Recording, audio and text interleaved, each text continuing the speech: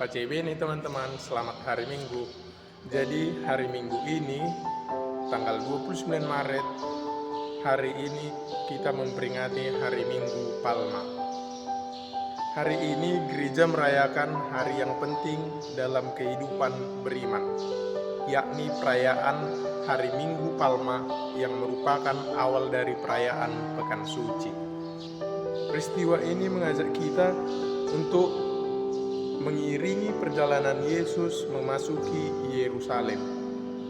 Ia tidak memasuki Yerusalem sebagai raja dunia yang disambut dengan kemegahan, melainkan raja damai yang tahu bahwa jalan yang akan ia hadapi adalah jalan penderitaan dan salib.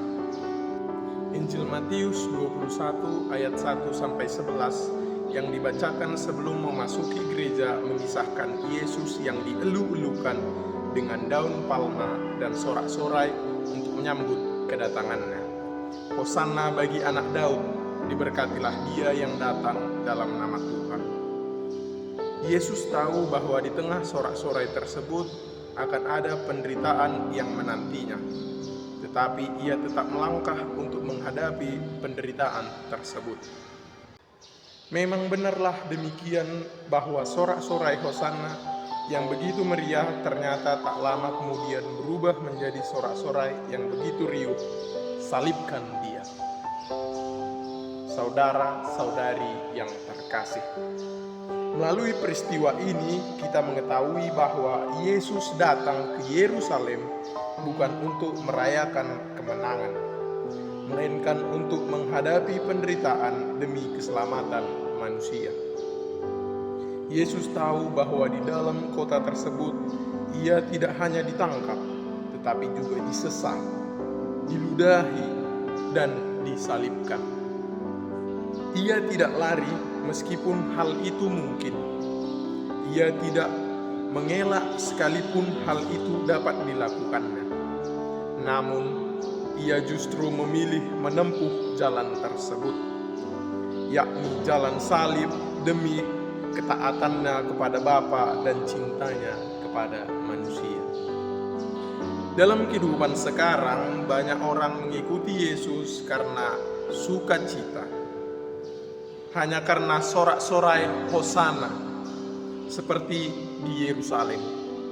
Namun ketika diminta atau diajak untuk mengikuti Yesus dalam jalan penderitaannya, banyak orang memilih untuk pergi dan meninggalkan Yesus, memanggul salib seorang diri. Bahkan tidak hanya di situ saja, banyak orang masih memperberat beban Yesus dengan berbuat dosa dan akhirnya menambah berat salib yang harus dipanggul Yesus. Banyak orang juga meninggalkan Yesus hanya karena hidup tidak berjalan sesuai dengan keinginan dan harapannya. Pun ketika kebaikan yang dilakukan dibalas dengan keburukan, kita tetap harus tinggal dalam Yesus. Yerusalem yang menuntut pengorbanan yang didasarkan cinta. Kita diundang untuk tidak hanya mengangkat daun palma, melainkan mengangkat salib-salib hidup kita. Yesus sendiri telah merendahkan dirinya dan taat sampai mati, bahkan sampai mati di kayu salib. Filipi 2 ayat 8. Sesudah selayaknya kita sebagai pengikut Kristus belajar untuk taat memanggul salib-salib yang harus kita panggul.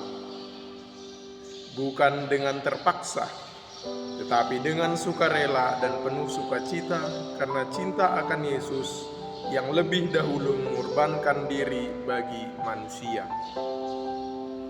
Selamat memasuki Pekan Suci. Tuhan Yesus memberkati. Infante Deo Vincius.